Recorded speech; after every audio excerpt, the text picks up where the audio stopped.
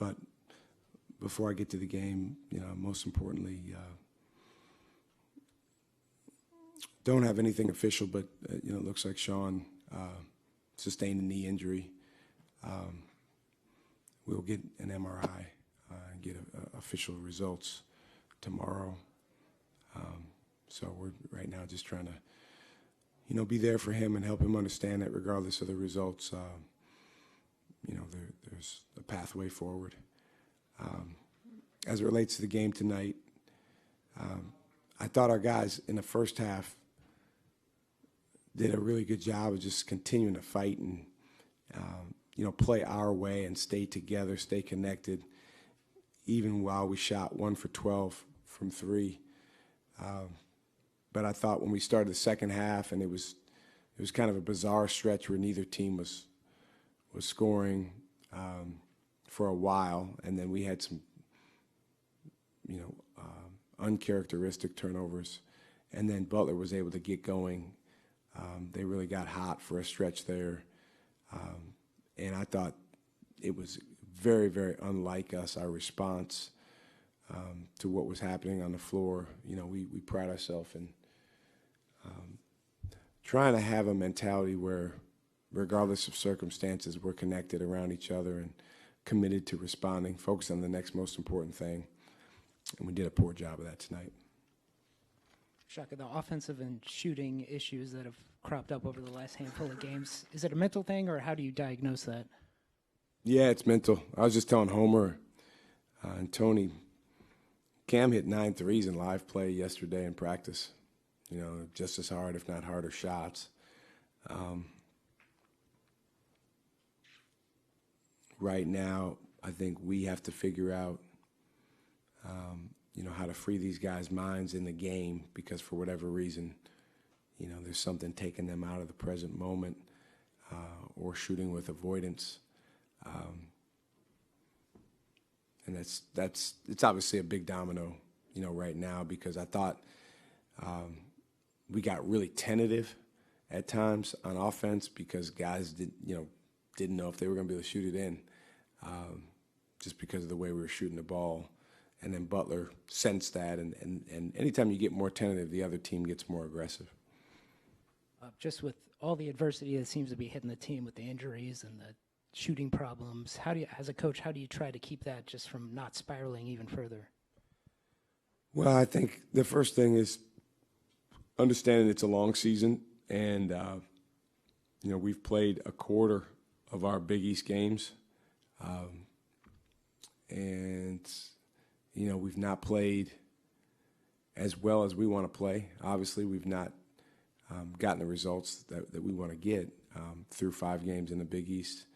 And at the same time, it's on us and no one else to respond. And right now, if Sean is out, that's 2, very, very important pieces for us that will not be able to be on the floor. We have to step forward, but I think what's even more important is, our guys have done such a good job, really, over the past 2 years of supporting one another, playing for one another, truly losing themselves in the fight together for a common goal for Marquette. And that wasn't us tonight, and that's what's really, really disappointing. So we're going to have to figure out how to get back to that, which it's there. We have the same guys, but that was elusive tonight. There was so many high expectations for this team this season. I mean, do you think the pressure of that got to the players a little bit? I don't think it's exactly that, Ben. I mean, I think expectations more internally than anything else lead to some, I think, frustration if you don't achieve those expectations, because there's a gap. There's what you think, quote unquote, should happen. You've heard me say before, should's the most dangerous word in sports. There's what should, quote unquote, should happen, and then there's what happens. And so tonight's a good example of that. You don't win a game in the Big East because you should. you win a game in the Big East because you get enough team stops and team scores to outplay the other team. And, I think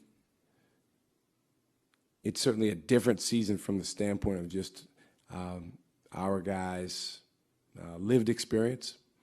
I think right now, for sure, our competitive maturity and understanding of how to handle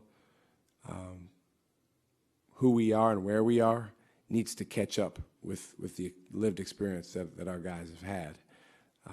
And ultimately, it's my job to help them with that. And we're excited about doing that moving forward.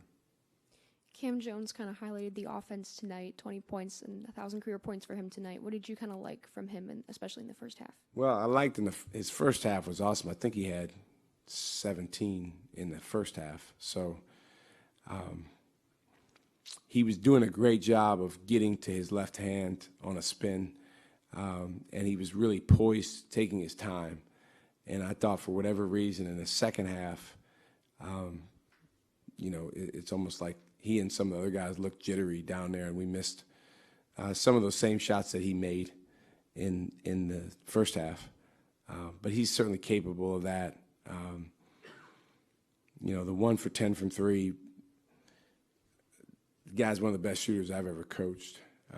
But he's, in Big East play right now, he's probably below 20% from three. So we're going to have to work together, him and me and the rest of us, to help him have the belief and the presence to shoot the ball in. Zade Lowry played some important minutes tonight. He was a catalyst of a couple of momentum-shifting plays. Do you see him continuing to play a larger role in the absence of Chase Ross and now For sure. Sean Jones? Yeah, he should have played more the way he played. Sometimes in moments like this, you try to give certain veteran guys a chance to respond and show who they really are. But I thought he had better energy than a lot of the guys that played more. And he has a lot of potential. He just needs experience, and he needs to continue to grow in his understanding that he can do it. So that's, the one maybe positive to take out of tonight. For us is how Zade played, and that he's capable of doing that and more. Tyler hasn't looked like Tyler the last couple games. What's he need to do to get going? That's a great question. I think that the biggest thing that he needs to do and we need to do, and I need to help him with, is understanding that certain things are not going to be made easy for you. And when times get hard and things get hard, he had 8 assists tonight, and he probably felt a level of frustration because there was 8 to 10 to 12 to 20 more where he made the right play, and we just didn't make the shot. Well, that's how the game was going.